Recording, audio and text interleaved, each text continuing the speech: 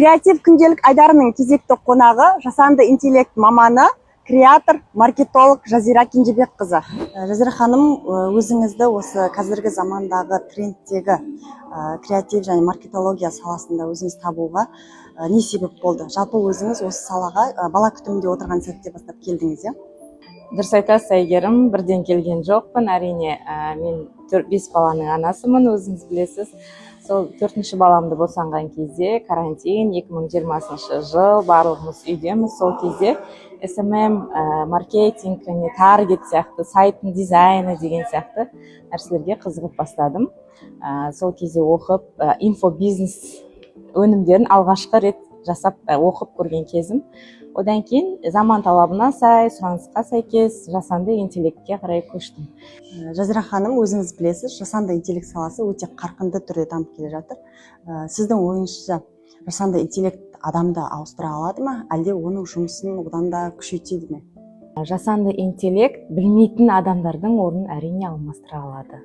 Бірақ көпшілік адамның, яғни жасанды интеллектті біле бастаған, үйрене бастаған адамның жұмысын жеңілдетеді, жүйелендіреді. Бірақ әрине ол адамдардың барлығы өзі жасанды интеллектті басқара білсе, ол қайта 2 есе, 3 есе жұмысын масштабтайды десем болады. Қазіргі таңда көптеген шәкірттерге бағыт-бағдар беріп, оқыту жүргізіп жүрсіз. Сіз үшін шәкірттеріңіздің жетістіктері қандай болу керек? Ең маңызды нәтиже қандай сіз үшін? Мен осы биылдыққа соңғы 4-5 айдың ішінде 400-дей адамға дәріс беріппін. Осы жасанды интеллектті.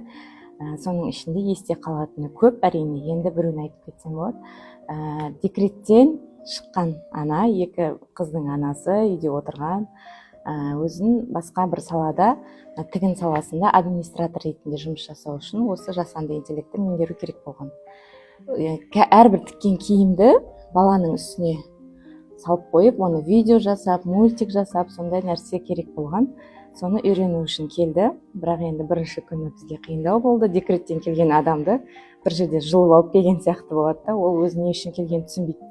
2-ші күннен бастап оның шабыты ашылып, көптеген өзі жаңа идеялар қоса бастады. Декреттегі ананың ол информатикаға, IT-ға, дизайнға ешқандай қатысы жоқ салада бұрын жұмыс жасаса да, өзі юрист мамандығы.